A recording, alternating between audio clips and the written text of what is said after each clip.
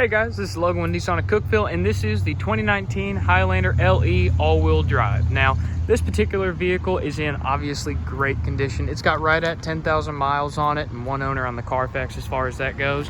And with that being said, the LE is my personal favorite equipment group for the Highlander because it's got everything that you need on a daily driving situation, but you don't really get any extra fluff that you feel like you're paying extra for.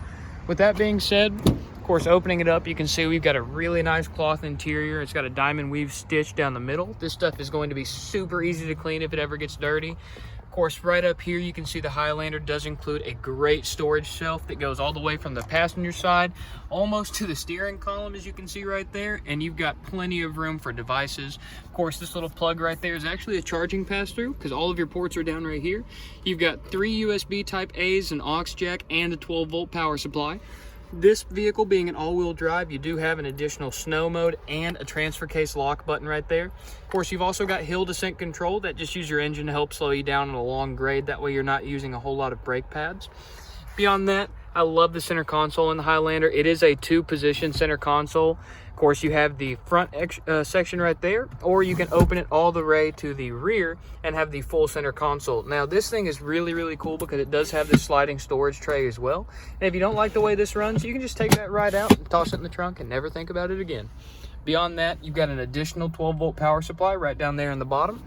And of course, closing it up is extremely easy to get that nice clean look, plus a great size armrest. And realistically, the driver and the passenger won't even be fighting over arm real estate on there. Beyond that, of course, your back seat of the Highlander is great. The second row, of course, is a very, very usable second row. It's on rails just like your front row. Of course, this vehicle does also have a dual zone climate control. So you've got one for the front and then one for the second and third rows. Of course, the controls for that's going to be right here on the back of the center console. Down here at the base of the rear, you do have 2 additional USB ports and a small storage tray. And of course, you can see the second row does have a fold-down center console armrest for their convenience as well. Access to the third row is extremely easy. All you have to do is pull on this lever right here. And then, of course, that is going to let you lean this forward, slide that seat forward to where you got access to those back 3 seats right back there. Beyond that, of course, once you get this pulled all the way back, it's as simple as pushing it forward. There's also a switch to get out of the third row, make that a little bit easier for anybody that's already sitting back there. And of course, this lever right here that's labeled with a 2, if you pull on that, you have the ability to fold these seats down into called cargo mode. That way you've got a nice massive amount of cargo space in this vehicle. Now, opening up the trunk of the Highlander is very simple. It is a capacitive touch button underneath the Toyota emblem. You can see the trunk of this particular vehicle is in a great condition. It's even still got the Toyota mat right back here. This is a really nice rubberized mat. If it ever gets dirty, all you got to do is toss it in the driveway and hit it with a pressure washer, and it's going to be golden from there on out. Of course, you can see even with the third row folded up, you do have a good bit of cargo space back here. Folding this thing down is extremely easy to do. All you have to do is pull on this lanyard and then swing it forward. Same thing on both the passenger side and driver's side. Of course, back here, just like the second row, it's going to be a 60-40 split. That way you've got the ability to customize your cargo space versus your passenger space to perfectly fit your needs. Beyond that, of course, back here, we do have a small little storage compartment. This is actually just a pass-through to get to the rear seat belt system, of course. There's another one on that side, just in a slightly different location. Back here, you do also have a cargo light. If you ever needed to stop on the side of the road in the middle of the night, you've got the ability to have a small amount of light back here. And of course, while you are in cargo mode, you also have these great seatbelt restraints right here that make it super easy to just tuck these third row seatbelts up and out of the way to where your cargo has all the room in the trunk it needs, and you're not going to get frustrated with anything being in the way, of course. I love the way that this thing restrains the seat belts, and I'm sure you guys will too. Now, of course, with the third row folded down, that gains access to an additional 2 cargo hooks right up here in the front. These are metal and spring loaded, so they automatically fold out of the way, and they are very, very strong. And of course, you've got the same 2 right back here on these corners, and then 2 smaller plastic ones up here for your lighter stuff like your bread, eggs, anything like that that you just want to keep up out of the way. While we're back here looking at the rear of the second row, you can see a better view of that switch that you use to access outside of the third row. And of course, back here, you can also see a great view of your child tethers. Now, of course, the front of the seat is going to have the actual main child anchor. This is just the rear anchor, the top tether, as they call it. And of course, in order to access these, all you have to do is lift down that. It keeps the lid with it, so it's not an extra part of the vehicle that you have to keep track of. And of course, you just gain nice, easy access to that bar. Clicking it back closed, it's just as simple as that. Now, underneath the trunk of the Highlander, you do have an extra little bit of storage. You can see just all you have to do is lift up the base of the trunk right here. And of course, it does have this nice pull lanyard. That way it's easy to do. Once you get under here, you'll notice that you do have some storage on both sides. And of course, right under here is your secret compartment for your scissor jack. Over here is the rest of your toolkit for getting your spare tire out and off to the vehicle. And of course, you've just got an extra little bit of storage back here if you wanted to keep a roadside emergency kit, first aid kit, or even just some rain ponchos. Closing that up and folding this mat back down, you can see that this hatch is extremely easy to close. It is hydraulic assisted, so it opens itself up very nicely, and there's a great view of that backup camera on the rear. I'm gonna go ahead and open the front door, put the key in the ignition, and go ahead and start this bad boy up. Now, this thing is powered by a really nice V6 from Toyota. Right over here, you can see that we do have quite a lot of instrumentation and functionality of this vehicle. First and foremost, I want to start with the gauge cluster, simply because it's one of my favorite things about the front seat. Now, it is an extremely easy to use, easy to read gauge cluster. You've got your tach on the left and your speedometer on the right. Extraordinarily nice fuel gauge and coolant temp gauge. And of course, you also have that nice little digital dashboard right there in the center that is extremely easy to use and see all of your different information on. Now, of course, right now I've got it set to fuel economy. You can see everything from gas mileage to tire pressures, even outside ambient temperature as far as that's concerned.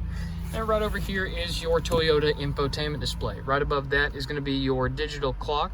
Very easy to set that, of course, in a nice little separate display. Now, your Infotainment Display is extremely easy to use.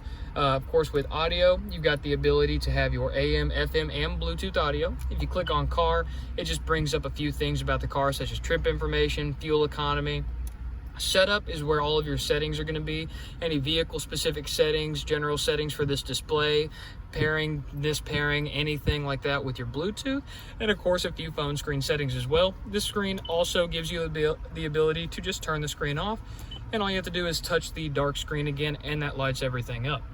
If you have a phone paired via Bluetooth, all you have to do is click this phone button right here. Of course, not right now, but if you do have a phone paired via Bluetooth, all you have to do is click that phone and it brings up a nice little phone menu. That way you've got access to all the functionality of your cell phone from this display. And of course, these seek track buttons, those are just going to be your skip and rewind whenever you're paired via Bluetooth or moving to the next and previous preset. Moving down a little bit down here, you can see we've got all of the climate controls laid out in one nice and neat row for us with our hazard light starting on the left. Of course, you've got your defrost on here, front and the rear. The rear defrost control is also paired with your outside heated mirrors. Your fan speed right here to adjust the AC temperature, and then of course all of the different modes across the back. If this rear button is off like that, the rear climate control just matches what the front is doing. If that light is green right there, the rear climate control does have independent control and access to their own temperature and fan speed setting back there. Rounding everything off, we've got a really easy to use temperature dial, of course half hot, half cold, with max AC on the very bottom left. Now, moving down here, I've already touched base on a few of these things up here, but your gear shift is an excellent gear shift. It is a gated gear shift, which means you don't have to move it straight back. You do have to kind of work your way around the gate. Once you go into reverse, you can see your really nice Toyota backup camera pop up. This one does not have predictive steering. However, it does still have your distance indicator lines to let you know exactly where everything is. And if you have a tow hitch on this thing, you can see that small crosshair right there in the center. Makes lining up a trailer to your ball hitch extraordinarily easy. And of course, once you go into drive, you've got two different options. You can either have it in standard drive mode, or you can bump it over into sport manual. And that just gives you the ability to access all of the gears of this thing to yourself. This is an 8-speed transmission, so you've got the ability to go through all of those 8 gears by yourself. And of course, you do have a gear indicator button right here on the top left of that digital dash. That way you can see exactly which gear range you're in. Beyond that, of course, your steering wheel controls does have a little bit going on up here. Mostly over here is going to be all of your multimedia, such as hanging up and answering phone calls on the fly. Any of your volume controls, again, skipping and going back songs. A mute button, which is one of my favorite things in there. And then, of course, this is also your mode, so your source for the audio system. And then, of course, a voice-to-talk button.